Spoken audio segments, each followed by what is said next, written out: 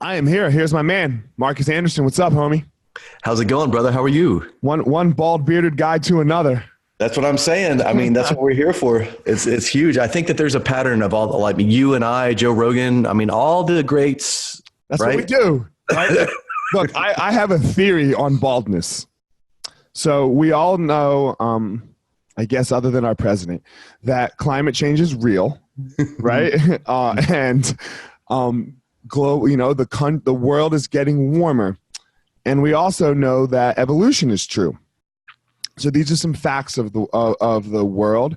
And look, man, we're just a farther evolved species. Why do we need hair on our head? We're just the next stage of human, because all the heat, most of the heat comes out of your head, right? So you, Rogan, we're just Michael Jordan, right? We're just the next step. I'm just saying, The Rock, Statham. I mean, come on, Yeah. guys. Who else do you want? Who else do you want? The top of the food chain. That's right. I'm not worried about what the bottom feeders do, right? Like I want to know what the guys at the very, very top do. That's who I'm trying to shoot for. Man, are you still flying from your victory this weekend? Man, I try. Incredible. He's a ninja, bro. He's Corey. We're talking about Corey Sandhagen here. Put on a clinic. A clinic against a guy that's only lost to TJ and Marlon Moraes. He's only lost to those guys in the UFC. That's for real. And Corey, I mean, dude, after the first round, he comes back to the corner. He sits down all calm. He looks at us. He goes, I got him. We're like, all right, you got him. And am I flying high? No, I'm not. I try not to fly high because then you fly low. Yeah. Right? Yeah. Like then like you can fly really, really low too. And that sucks. Like the one thing that people don't need to understand about fighting is the highs are super high, but goddamn, the lows are lower than the high. And they last a long time. The high only lasts a little bit. The low lasts until you get to go get the high again. That's why it's a drug. So, but he's a ninja, and he's not either, man. And that's the beauty thing. It's the thing that you and I that we share in common, why we're doing the podcast and why we become friends, is that he just knows how to go in there and be free. That's it. He's like, go ahead. Yeah, you go without any expectation. You just go out there and you adapt, you let it happen. Bruce Lee says, I don't hit, it hits all by itself. Yeah. And he was doing exactly that. Seamless transitions from left to right lead, knew where the opening was there, presented all that space. It was beautifully executed. So the grappling as well, the wrestling, right? He's amazing. Yeah. Like, and it's not, and Asun Sao, again, dude, he's a stud. He's a world champion in jiu-jitsu. And Corey, the thing that makes me the most excited about Corey is that we've had him since he was 16. So like from the very beginning, and that's what's really cool about it is he's been walking in one of our school's doors his whole martial arts career. So that's the cool part. That's the part that gets me flying high, is because we know that we've really affected someone's life. Well, and like you said, and now that effect is affecting literally millions of people around the world. So that's one person at a time, right? You can only deal with one person at a time. It's too hard. It's too hard to go. It's too much. You can't try to do this. You have to just take one person at a time. Yeah, because even the people that want to do it, there's still going to be an attrition rate, and they won't stay. Or like you said, the highs will be too high and the lows will be too long, and they won't get there. They won't get there. So I know I did your podcast, right? And now I love that. And that's going to be out soon. So thank you for being a guest on that. You brought some incredible perspectives, man. Thanks, man. I appreciate it. And let's talk about why it happened. It happened because we told the story on yours. We'll tell the story on mine. I saw you hit New and Noteworthy on iTunes, and I was, and like, we'd never really just kind of sit back and forth. And I was like, man, this motherfucker, how did he do that? How did he do that? And I got all jealous for a second. And then I was like, wait a minute. And like literally the gift of adversity, your phrase was right on what made me a little jealous. I was like, wait a minute, here's the adversity. And I was like, I'm going to take his advice. What would the adversity say to do? The adversity say would be to call him or hit him up and get a hold of him and see what he did. Stop being upset, So here we are. And man, where did this whole gift of adversity thing come from? When did you realize this? Man, I've understood the concept my entire life. I've done martial arts since I was little, but for me, like my actual understanding of it came from my injury and all the experience and all the transition. For those that don't know my story, you can see my TEDx story, my TEDx about it, or my book. But in short, in 2012, when I was preparing to deploy at the Army, I was in the infantry. We're getting ready to go to Afghanistan. And I suffered a severe spinal injury. So they took me in the operating room, and I die on the table twice. So when I come out in the died twice. Yeah, flatline. What's after? You seen man? Remember anything? Something. It's something that's incredibly profound, and I will never ever forget it. What I saw was life changing. I saw darkness, and I felt cold, and that's all I felt. I have two other friends that died, and they say the same thing. Yeah, and you and I. For me, it was like a peaceful abyss. And I, just like you, I understand biochemistry and neurology. So it's like, there's all these chemicals that release when you die, and some people will have these out of body experiences and these ideas, and that's fine. And I know that, but all I can speak to is what happened to me. Right. But I spoke to some other people that have had similar experiences. I've had Janine Shepherd on my show, she actually left her body and could see herself at the bottom. She was a former Olympic athlete. Incredible story, but her experience was different than mine. So just like with martial arts, there may be some similarities, but there may be something uniquely specific to that individual. So, and I wonder if you're dead. Like, so I know you're flatlined, but your brain doesn't stop working instantly like that, I don't think. Like, so it's not like all the machines are saying we're dead, but are we really like all the way dead yet? That's it. And that's where it is. I have a friend of mine that was in the military that was shot and was dead for 15 minutes straight, like flatline. And his experience, he's back. Yeah. Yeah. He's 15 minutes dead? 15 minutes. Like, they're not even supposed to work on you at that point. Yeah, it's over. It's supposed to be, but he got shot in combat, got shot in the stomach by a sniper. And he said there were 4 words that his team told him. It's like, we don't quit. Or sorry, 3 words. We just don't quit. And they kept pushing on. They got him on the heli, got him out, got him to the medvac, and those people didn't give up on him. And when he came to, it's like he could feel like the blood leaving his extremities, because it will go to your organs to try to protect that. Right. So his experience was like mine, but he went beyond the coldness and actually felt like warmth, and it was the most peaceful experience he's ever had. I heard it's peaceful. The 2 people that I like, you're the third now that full on died. I heard it's very peaceful. It's black and it's peaceful. Like you're not even worried anymore. Yeah, because like you said, you figure out all that stuff isn't important. Yeah, it's gone. All that shit doesn't matter. It's like, yeah. And now you come back to the worry. You're back. Yeah, I come back to it. Yeah, so I came out of it. I woke up in the ICU, and the doctor comes in, and he's very congratulatory, and I'm still paralyzed at this point. I'm paralyzed from the neck down still at that point in my life. And he says at the foot of the bed, he's like, he has a very congratulatory tone, and he's like, hey, we lost you. I'm like, how do you lose me? I'm in this big bed. He's like, well, the good news is you got to come back to the land of the living, Mr. Anderson. The bad news is this is what you're left with. So for me, I turned 40 years old in that bed. So I turned 40 years old, broke, divorced, bedridden, paralyzed, wondering what the hell do I do with my life now?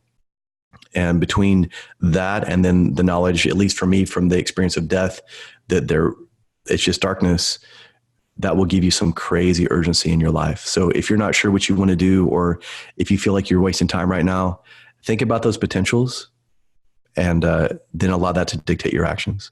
Right. Man, so broke, divorced, and bedridden. How did you get broke? So I was in chiropractic school before I got into the military, and what I was doing what so many other people do. And like, I'm taking as many hours as I can, plus I'm working, and I'm just burning the candle at both ends, looking towards this forward goal, looking towards being married, looking towards having kids. I had a year and a half till I was going to be done with my doctorate, and I just wanted to push. But what happens is, if you try to make something in the future way too much of a priority, you don't prioritize what you're doing right now in the present. And what I did was, because I did that, I didn't prioritize my marriage or that relationship, and it fell apart. Right. And then for me, my great uncle was in Vietnam. He was in special forces. Not long after the divorce, he passed. So this is just like a brutal, just jab cross has hit me right in the face. Right there. And I'm trying to figure out, do I even want to go to school right now? Because I'm 38 at that point. And I'm burnt out. I don't even feel like going to school. How old are you now? I'm 47 now. Okay. So 10 years ago. Got it. Yeah. So, and that's what it was. That was like the catalyst that got me, because I went to my great uncle's funeral, and I knew about him, but I didn't know about him until like all these people are coming up and like eulogizing him and talking about how incredible he was and like all this valor he had. And I'd always wanted to join the military. It's just like martial arts. People always want to do jujitsu, but they always have an excuse not to. And for me, I was like, okay, I'm going to go talk to the recruiter. And I went and talked to him. And at almost 40 years old, you went and talked to a recruiter. Yeah. And I was like, what's the age limit? He's like, 35. I was like, well, I'm 38. So I turned on my heel. He's like, well, come back and talk to me. And I was just very direct. I'm like, don't fucking waste my time if this ain't going to happen. Right. And he's like, well, talk to me about your motivation. And are you smart? And I was like, well, I'm fucking talking to a recruiter at 38 years old. Do I sound smart to you, motherfucker? But, I was a little more eloquent. Yeah. That's what you're thinking though, right? You're like, hey man, this is what 18-year-olds do. This exactly. Right? This is what it's because they don't know any better. Yeah. They're dumb. And here I am 20 years down the road from 18. Fuck you, am I smart? But on the ASVAB, I crushed that. And then on the PT test, I maxed that out. So he was like, okay. He's like, you can do whatever you want in the military, in the Army, because you have these test scores. And I was like, all right, well, infantry. He's like, you don't get it. You can do whatever you want. And I was like, you don't get it. This is what I want. And if I don't get this, I'm out the door. Right. So we went back and forth. And then finally he's like, signed the release and like slides it over. He's like, it's your life. And then 6 months later, I'm getting off the bus at Fort Benning, getting yelled at by people half my age, telling me to get off the bus. And, but it's what I needed, man. I needed that adversity. I needed that challenge to like shake me out of mediocrity and push me forward towards potential. Right. That's what happens. It's so crazy. Yeah. But you don't know what that it is. Right. Like for me, I thought the it was going to be fighting. Mm-hmm. And fighting just led to the it. That's it. And that's what the path is, right? Like we don't know what it is. We just see that this is a direction, and sometimes the path cliffs out. That's fine. You turn around, but you learned a lot on that path. Yeah. Yeah. And it helps you see what to get from there. So where did you grow up, man? Tulsa, Oklahoma. Tulsa, Oklahoma. And what was that like? What, like, mom, dad, like what, I'm trying to figure out what led you to the chase, right? Like what led you to where like, how did you get where you are? Like from the start? Man, it was just, the thing about the Midwest, I'm 47. So this is before the internet and stuff. And you either do stuff to make yourself better, or you get in trouble and go get drunk and chase girls and do stupid stuff. So for me, it was like martial arts at 11. It was like Taekwondo. So it wasn't like the martial arts I'm doing now, but it was, it gave me discipline. It gave me resolve. It gave me work ethic. It gave me humility, which was the big, because that's what saved me my whole life is humility and gratitude. Learning to play the guitar, and then having the name that I have, Marcus Aurelius. So that's yours. That is actually yours. That's not a nickname thing. That's it, yeah, man. Well, that was like my first question I had like 8 months ago. Yeah. But the thing is, like, my grandfather named me. So when you're an 8-year-old boy and you're being introduced to adults that you don't know, and they say your whole name, and the adult, you look on their face, they act like they know you. I'm like, how what is this? And then they try to explain to me who he was. And I'm too young. So basically in my mind, I was like, oh, he's a king. But when I turned 14, I started trying to read meditations. And of course it goes way over my head. There's no way I can even grasp it. But here's where the beauty was, because we were talking about the path, right? So on my 14th birthday, I go up, buy the book. I don't understand it. So I want to go back and see if I can find another book by him. I don't understand that this is basically a journal that he wrote when he was on campaign in the Germanic, fighting the Germans. So I was like, okay. But what it did was it was in philosophy, and that led me to see this other book that had these Chinese characters on it that was called the Tao Te Ching, which was a little bit easier for me to understand. So that became like my gateway drug to understanding philosophy in general. And so it helped me understand Taoism and Zen and Buddhism and Stoicism eventually. And that's what helped me. So it came down to those ideas of simplicity, hacking away the essentials, like Bruce Lee says, absorbing what is useful, discarding what's useless, and adding what is specifically your own. And it made a lot of sense to me, even at that age. I think it's because I wasn't as confused and muddied by all the other stuff around me at the time. Yeah. Did you grow? So, I mean, like you grew up in the middle of the Bible Belt. How did that sit? Like, were you very religious? Like, how was your family? Was it religious at the time? It's kind of shoved down your throat at that point. But even at a young age, to me, I knew that there were too many holes in the story. Right. I knew at a young age too. It just didn't sit well. Right. But I saw that there was this power and this people that would go towards this authority.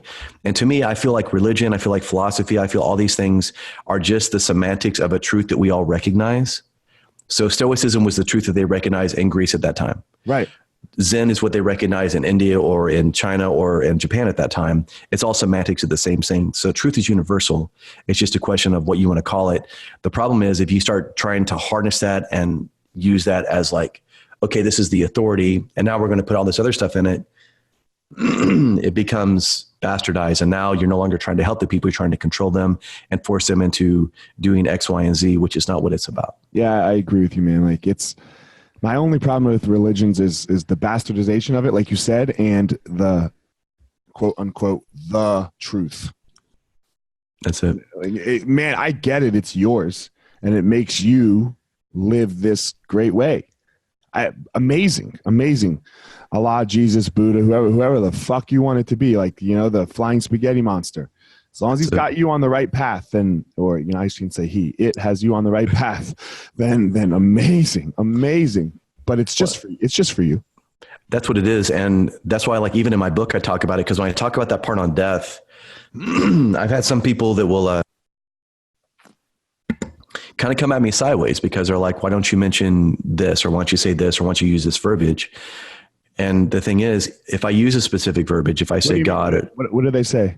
Like they'll say things like, well, why aren't you proclaiming, how Jesus saved you or how God is the way or whatever? And I'm like, well, that may make some people listen to what I say, but it will alienate other people.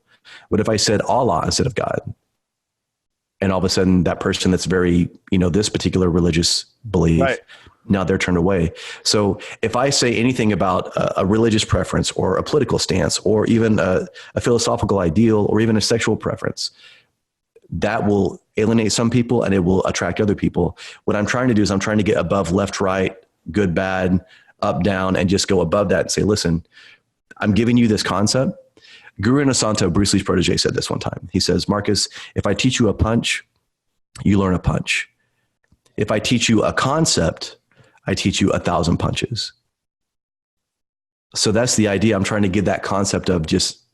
I get it. It's like an armbar, right? It's everywhere. Yeah, it's all over the place. I like it. I go a slightly different way. I use them all.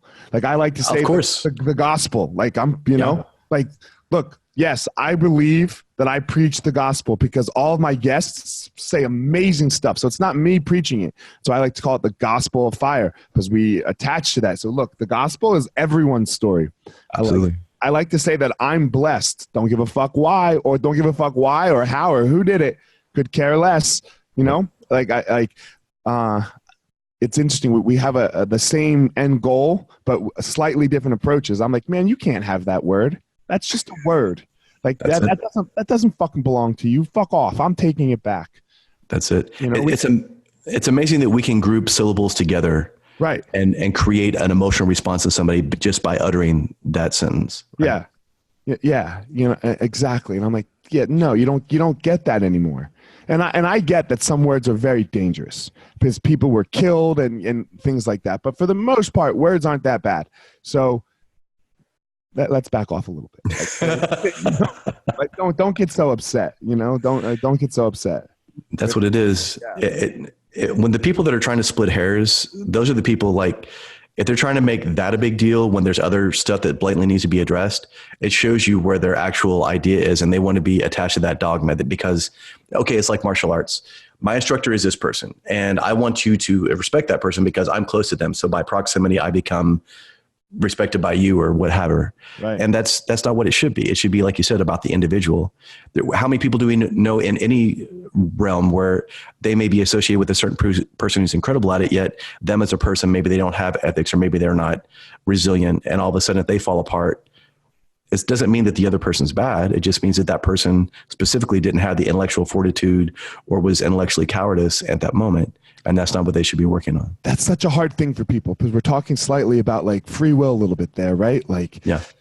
Like people want to attach blame to so many things, like that this person's a bad person. And like, look, I do it too. I'm not saying people, like we all do it, right? Like we are human beings, but I have to try to catch myself and be like, oh, come on, Eliot. No, they just haven't, like, their life experience has led them to where they are right now. And they had so little control over that. That's it. And I think, and for me, what I think it comes down to a lot is blame and credit. People want credit for what they do really well, and they want to blame people for what they do bad, for what other people do bad. And like, you don't deserve any credit. No, it's a glorified victim mentality. If they do that, it's like, do you know how many people have come at me sideways for just saying adversity is a gift?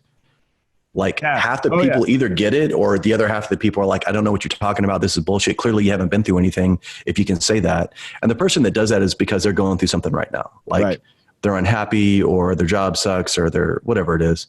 And it's like you said, that's an indication. It's like, if this resonates with you, or if it strikes a nerve, it should tell you that there's something going on there. So examine it. But most people, especially when they go through hardship, our natural reaction is, okay, I've hit something hard. Now I want to put as much distance between myself and that as I can. And I want to do it now because I don't want to have to think about this shit. But for me, I was paralyzed for months. So I had to sit there and look at it. You were fucked. You couldn't go anywhere. I couldn't go anywhere. Like, I wanted to kill myself, dude. And I couldn't even act on that. Right. So yes. Yeah. Can I please die? Right.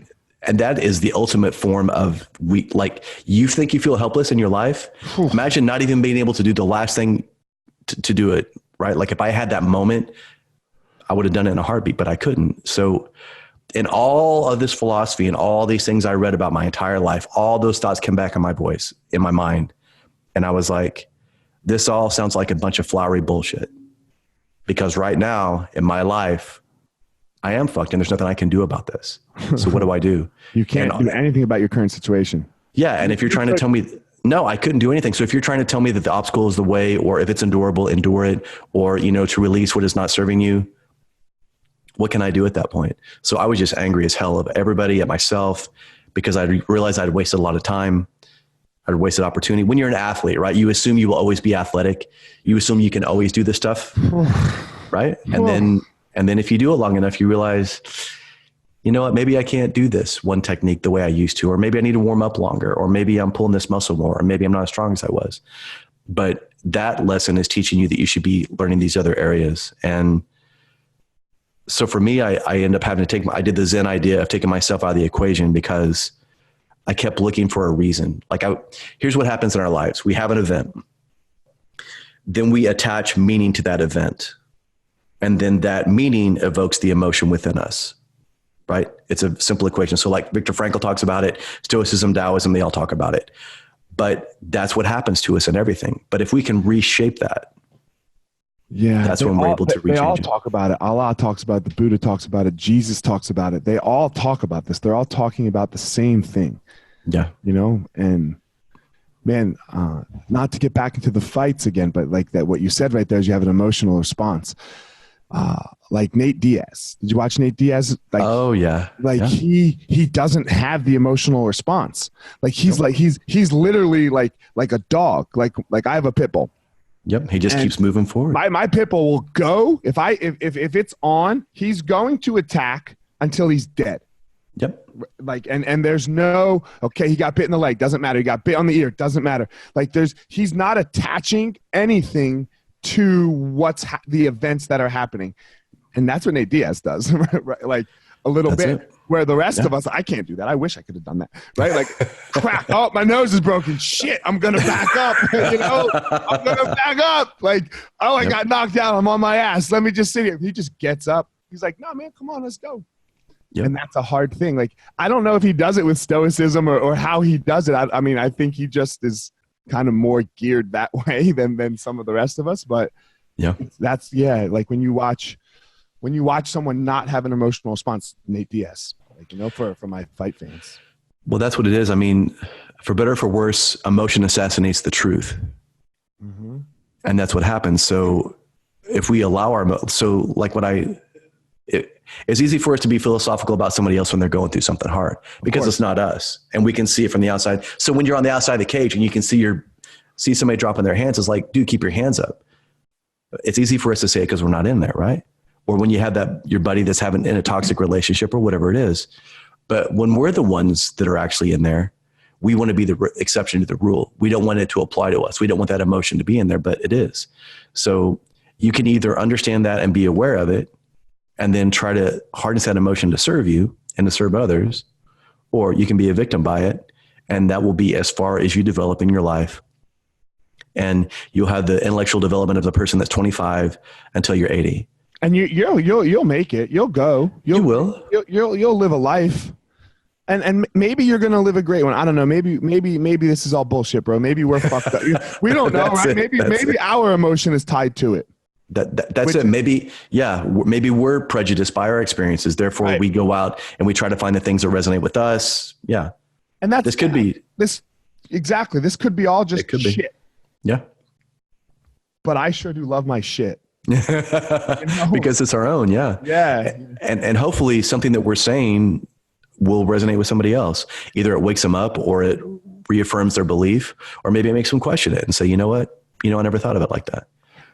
Life's hard, man. Right? Life's hard. And what was it like for you? When did they come to you and say, hold on. When did you get some peace with laying in the bed? And then after you got some peace with laying in the bed, when did you realize that your little toe moved again? So I went through just 3 months of just sheer anger and depression and like suicidal thoughts. And then realizing I couldn't act on it, that was like the ultimate slap in the face. So finally I just woke up one morning and I was like, well, okay, this anger isn't serving me at all. It's not making me get better. It's actually probably impeding my ability to recover. So I can either stay angry for the rest of my life or I can reframe this. And so, like I was saying before, in Zen, when people are talking about me, and I, like I want to be enlightened, it's like they take that statement, they say, well, remove I because that's your ego. And then remove want because that's desire. So all that's left is that enlightenment. And I know that sounds, cheesy or it sounds simple, but it's a great example. So for me, I kept thinking, why did this happen to me? And I was blaming the universe and God and whatever else is out there in whatever your belief system is or lack thereof. And I was like, okay, did anybody at all get something out of this positive from my experience? And I was like, well, if I'd have been deployed, my team would have been put in danger because for every one man that's injured, it takes 2 men to pull him to safety. So that means those 6 guys would have been put in danger. That means the squad would have had to cover down. They would have been put in danger. The helicopter that would have had to fly in to get me would have been put in danger. So they all could have died. All could have died because of that. Right. And that's when I was like, wow, holy shit, I'm lucky. Because if this had happened over there, that's what had happened. There would have been at least a dozen other people whose lives would have been put in harm's way. And when I actually had that realization. And now it could be worse, right? Because if you were alive laying in that bed and you knew that you were the cause of death of 12 other people, okay, so you want to make your terrible situation worse? There it is. That's it. And that's what it took. That's what it took. And I was just like, man, I'm fucking lucky. And what I did was, again, that's when I started, and that's when that phrase came in. It was like, dude, there is a huge gift in this. There's a huge opportunity within this. And that was the beginning of it. And once I started, because here's what it is. People talk about gratitude. Gratitude's a buzzword. Mm-hmm. But honestly, most people are just grateful when it's convenient. When something good happens, you're grateful whenever you win the fight, right? But when you lose, it's like, fuck the universe. It's like, no, you can't do that. If you have unconditional love for a person or for something, it's unconditional. Even if it's not what you want, or even if they do something you don't agree with. Gratitude's the same way. It has to be unconditional. If you're just going through and looking for the shit in your life to cherry pick, that's going to actually be something you're grateful for, then that means at least half of your life, you're going to be ungrateful and you're going to be missing a huge opportunity to learn from those hardships. And that's why adversity is a gift. If you don't have something that pushes you, you'll never get to that next level. So for me, once I started seeing adversity as a gift instead of a curse, and was truly grateful. That's when I started getting a little bit of feeling back in my left hand. Now, it wasn't much, but it was something. And just that beginning of believing was what got me started. Yeah, I mean, people, real gratitude. Genuine gratitude, brother. Genuine gratitude. And it's hard. Like, I have to, and I'm sure for you, sometimes it's like, look, you've come back from all, you still have to work on it. Dude, you have problems. You have problems in your life still, right? That's and sometimes you're like, this motherfucker, or this situation, or this, that, and the thing that I always want to try to avoid is us, you know, when I'm talking to someone and we're talking about this, is sounding preachy. Like, because like the religion thing, like that we have the answer and that we don't do this. Look, you still do it, right? Every day. You are still ungrateful, and then you have to catch yourself. That's it. That's why I do it. Yeah. Because it keeps me honest. Yeah. I know I'm ungrateful. You know, like every morning I wake up and I say, thank you for my children, my wife, my friends, and my family. Thank you for my students, and thank you for my problems. And then I get, I do this other little phrase, and this prayer that I do in my head after I meditate, and then I still get upset. Yep.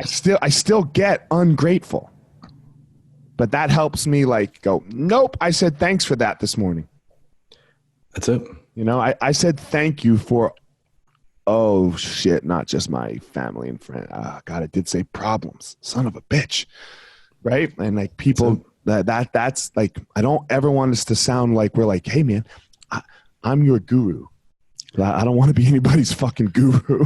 No, and all I can do is just give the experience that I've had and try to frame it in a way that will help people. And if they like it, that's cool. And if they don't, then that's okay. I'm not going to try to throw a life preserver to somebody who doesn't want to grab it.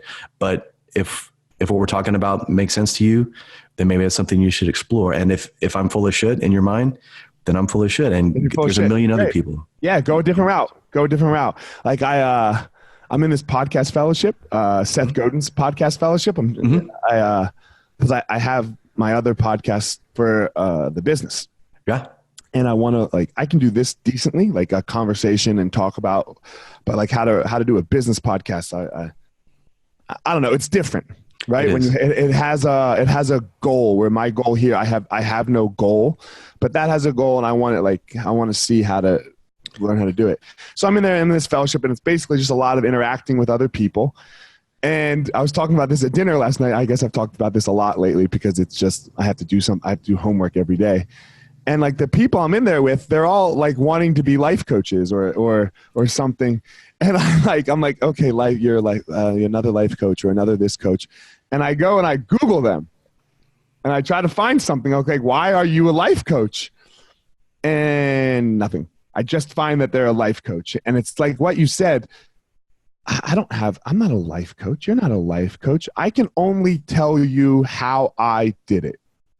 And if any of that sticks, right? Because I don't know about you. I just throw shit at a wall all day long. Boom, boom, boom, boom. Oh, it's stuck. Oh, I do that again. Right? Like that's it. I'm just throwing shit at a wall with a certain mindset. Yeah. I'm just throwing, I'm trying to absorb whatever I can that will, because we all have that filter. We all have that idea of our experiences, like you said, and that points us towards truth. But at the same time, like you said, we're so prejudiced by our experiences. So, if somebody that I don't agree with politically says something,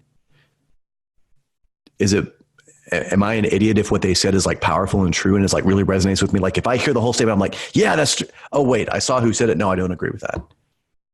That's my fault. Yeah. That's not that person's fault. They've already thrown the truth out there and they don't really care if I absorb it or not. So who's the idiot? Who's bad? That's my bad. And if I don't control it. And if somebody that you like and are friends with says something that you disagree with, like you can still be friends. Right? That's it. Like you can actually still be friends. I doubt that you and I agree on every issue. No, if we wrote down everything, like a manifesto of everything that we agree with, eventually there would be one thing where it's like, oh, I don't agree with that, therefore I can't. But if you do that, you will be alone for the rest of your life and you won't be able to be friends with anybody. You'll hate everyone. You won't be able to be married. You'll hate your own kids, your own family. You'll hate yourself because half the time, 5 years ago, there was shit you didn't like then. And now you're like, wait, actually, that's true. Wait a minute. Hold on. I got to hate myself? I'm wrong most of the time. Right? Like, but we have to be willing to be wrong, right? It's just so easy. It's so easy. I'm in a hotel, not a hotel, like a condo unit with my teacher Amal. We're in Vegas right now for a big jiu-jitsu tournament. And I told a story last night, and he forgot the story, and because I do it to him now. So we were at dinner, and we had a Korean barbecue, and they brought out the chicken, the chicken wings, and and he took all the crispy skin off because he doesn't like the crispy fried chicken, but he loves fried chicken. So ready? Here's the story. So I knew he was going to do it. So I reached over on his plate and I grabbed the fried skin. But yes, last night. So anyway, when I was fighting, after a fight, my wife would cook fried chicken for everyone. God, this is a story in itself. After my second fight, I wanted fried chicken. And I was going to go somewhere to get fried chicken with one of my buddies. And my wife was like, oh, I can make fried chicken. And dude, we were married like 5-6 years at this point, 7 years, and she's never made fried fucking chicken for me. And I was like, oh god damn it. Right? I'm like, because how do you tell your wife that like she's not? I was like, all right, Eliot, just say yes, let her make the shitty fried chicken and then go tomorrow. And dude, she made this fried chicken and it was bomb. It was some of the best. And I looked at her and I was like, hey, what the fuck? Yeah. She's like, what? Holding out on me. I was like, you can do this? I was like, I'm black, right? Like, what are you fucking doing to me? So then after that, after every fight, we used to invite everyone over and she would make fried chicken. Oh, that's a celebration, man. It's a celebration, And then one time she's always, Amal's there one of the times and he's picking the skin off the fried chicken. And she's like, what are you doing? And he's like, I'm picking the skin off. And she's like, the skin is the essence of the chicken. And he goes, okay. And he starts eating. She goes, Amal, you don't eat, you have to eat the skin. And he just looks at her and goes, I'm wrong. And like, just continues to eat. Like, he didn't even argue with her. He's like, it's a conversation ender, right? He's like, okay, I'm wrong, but I'm going to continue to do this. Like, because this is how I like my chicken. And now I do it to him. And he was like, and he forgot the story because that's what I do now. I stole that. You just admit you're wrong and move on. Because what do you like if you tell me the sky's blue and I say it's red and then I say I'm wrong? Where do we go from there? And then he looked at me last night at dinner and he was like, you do that to me all the time, you fucker. And I'm like, I know, I stole it from you. And he was like, fuck you. I'm shooting you with your own arrow. Yeah. So this whole idea of being wrong, it's so important because it happens all the time. It's powerful. And like you said, if you're not willing to be wrong, you're never going to grow in any way, shape, or form. That's just the reality. For better or for worse, pain and discomfort are the best teachers, and that's it. Yeah, it comes back to the whole like dogma thing that we were talking about earlier. Like probably why you and I don't go towards the religion thing is because there's a point where it can't be wrong.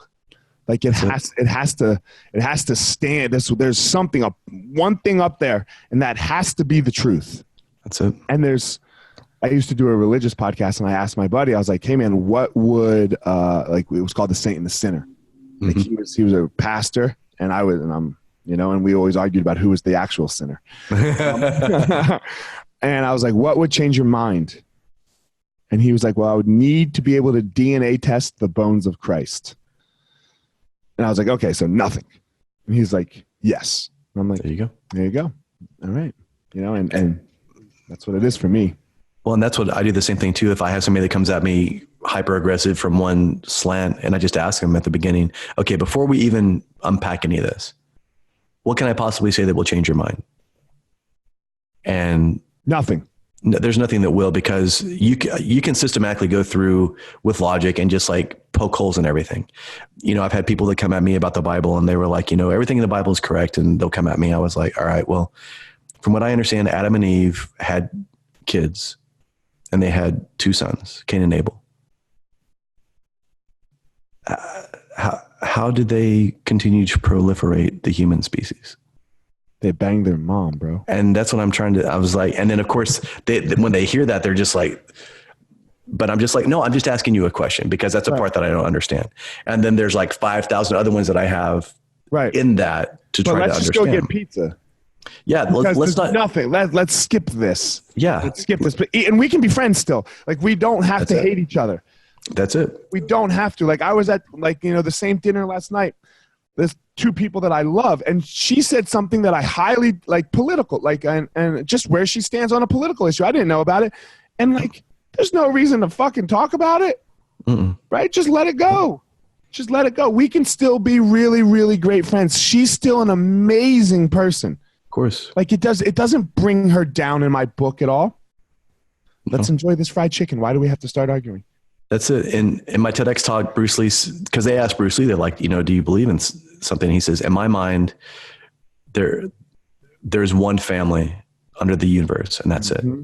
So in my mind, it's like, if you look at humans, there's more similarities than differences. And if we accentuate the positive things that we agree with, then let's do that. And I'm not saying that we just turn a blind eye to things that are going on that are obviously, bad Problems. Or incorrect or evil. Yeah. But it doesn't mean that if we wallow on it and then we use that time to tear each other down, that doesn't really help what that problem is. What do you want? Go ahead. Sorry. And it stops an opportunity for us to learn more, to help each other. What do you want in your life? What if you had to have let's just say a desire, right? And I know we try to be desireless. I was going to say my desire is non-desire, but that's difficult to achieve. My desire is for my teachings and my words and my experiences to embolden other people, to continue to embolden others. And that's it. And you want to be happy and you want to be healthy. Yeah. And you want to spend good time with people. That's it. Quality. Guess what? So does the guy sitting next to you. And so does the guy in Afghanistan and Iraq. And so does the guy, the whoever it is in, the person in Antarctica and Argentina. They don't want anything different. No one, okay, let's not speak in absolutes. No one wakes up and wants to kill everyone. The majority. Now look, some people might be there because what they've been taught is happiness and healthy is everyone believing in their way. But really, they're only really searching for this peace over here. They go about it wrong, in our opinions. Right. But we all want the same thing. So that's how similar we are. Right? That's it. We're the same. No one's different than you. And stop trying to find them. And we've been dissecting or saying why we don't like organized religion. But again, if it works for you and it does those things for you, don't stop. Please keep doing it. I am not in the business of trying to take anyone away from God if they've got them. Right? I don't think you are either. Not at all. I want you to find out whatever that thing is that makes you a better person at doing the other things. Yes. And whether that be, like you said, the flying spaghetti monster or something that's written on a piece of paper, that's all that matters. And I get it. If somebody comes to you and asks you, hey man, I see that you're doing this great life over here. How do you do it? Then go ahead, proselytize all you want. I do. Right? When somebody's like, Eliot, I am racked with anxiety, or I am, what I saw you were too. I was like, all right, man, this is what I did. Mm-hmm. And I'll go through detail by detail of exactly what I did. But I'm not like, hey, you have to do this, because what I did doesn't work for everyone. That's it. It worked for you in that specific snapshot of a moment of time in your life. Right. And that's it. If you were going to be a life coach, you would, we're Marcus Aurelius Anderson. You have to be like, okay, so what I need you to do is fuck your whole life up. Turn 38, right? Turn 38, join the infantry, and then get paralyzed. If I was going to tell you how to do it, if I'm speaking as Marcus, if I was going to tell you how to be me, this is how you do it. Good luck.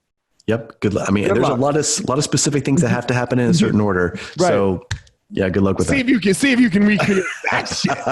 All right. Let me get my popcorn. This is going to be awesome. Yes. Now let's go watch a movie. Can't wait to watch this. Yeah, it's my whole thing with life coaches. I don't fucking, That's it. Yes. And the other thing too is, even if you have this incredible truth, that even if it resonates with somebody, it doesn't mean that they're going to act on it. It doesn't mean they're going to be consistent.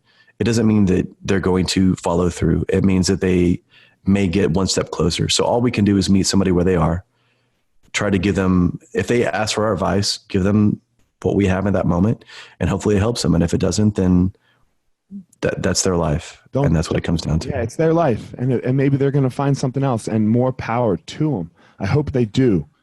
Right? We hope they do, because what do we want? Happiness and health. Happiness, health, enjoyment. That's all of it. The fucked up part is what we talked about, those no desires. That's how you get to happiness, health. And let's go into that a little bit, right? Like the desire thing. It's so hard. It's hard, and it's there's no act of kindness that is completely selfless, because if I'm trying to be kind to you, it makes me feel good to see you happy, to let you do something that you want to enjoy. No, buy you dinner. Exactly. There's no such thing, because I agree with you, but I have a Buddhist friend who argues the fuck out of this with me, who says that there's true altruism. And I'm like, dude, no, there's not. But anyway, and we're friends, like, so. Yeah. So you can give it to him like that. It's like, dude, and that's what it has to be. So it's like, in my mind, if I'm doing this to help other people and it makes me feel good that I'm helping other people, that is a desire, right? That's a foregone conclusion that I'm trying to get to. Yeah. Musashi says that there are many paths to the top of the mountain, but the top of the mountain is still the truth. So, hopefully we can give them a different path, or we give them a different idea, or a different way to get there, or a way to get off the path that they're on. But altruism is, it's easy to really intellectually chase your tail with that. Right. Because now when you're battling the semantics of that, you could be doing shit to help other people.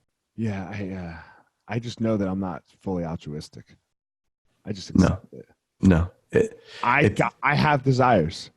I can't help it. I want to get laid sometimes, right? Like it's a desire, it's a human need, man. Human need. Like, do you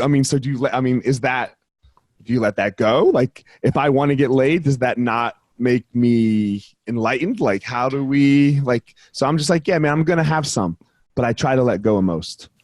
And that's the hard part, because for the human animal, it's hard for us to do moderation. Yeah. Like, most of us are sort of all or nothing. That's why most people are overweight, or most people aren't where they want to be, because they say, I'm just going to have this ice cream right now, but tomorrow, or I'm just going to have these French fries now, but tomorrow. And, for me, like, it's easier just to try to cut as much of those things off as I can. Like, I don't eat carbohydrates. I'm like a low carb guy, because for me, between my injuries and all the stuff that's happened in my body, it reduced my inflammation a lot. It's made me perform a lot better. And, I spent the first 40 years of my life, eating, sugar. I'm from the Midwest, Coca-Colas and all that kind of stuff. But being away from it's actually given me a tremendous amount of clarity that I wouldn't have gotten any other way. So, man, I went strict 1 month, no artificial sugar, and the difference was so big. It's huge. Like, I never woke up and had to be like, God, like pop my joints a little. Like, I just got out of bed. It was, and I just recently did it. But then my birthday came. But I've been pretty good still. I've been pretty good. Like, I try to keep the artificial sugar really low.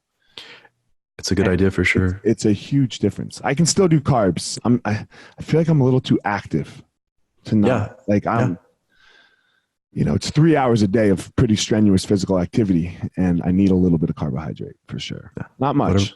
Whatever works for you. Yeah. My man, you see that? He just practiced. Whatever works for you. That's it, man. There was like that. You could tell that we were going to die on this sword. Did you get to talk to Joe when you were out there, Joe Rogan, a little bit? I saw him in the cage. Nice. I saw him a couple times. When are you going to have him, Joe Rogan, get on this podcast? Oh, I don't want him on mine. I want on his. No, he doesn't need to come on mine. Fuck that. Well, I start it up, and then you get over. Yeah, that's it. Yeah, but it just it wasn't like we talked about the fight because we were in the cage. Like, I'm not like, sure, I have this goal that I want, and I saw him and talked to him and things like that. But I'm not like if it's not authentic, then I don't want to do it.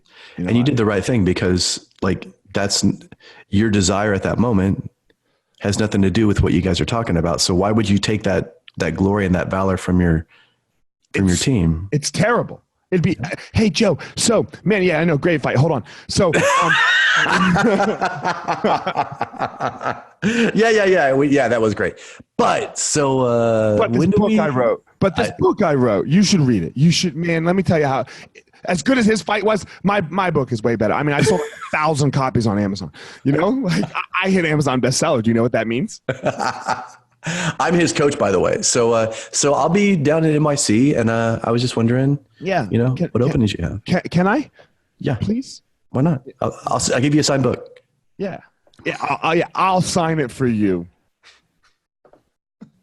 He's like, yeah. Get out of my face. Yeah, man. If it happens, it happens. If you have I wouldn't call it a desire. It's a goal. And I think people mix these things up sometimes. And it's because they seem so close, right? They seem like they're right there.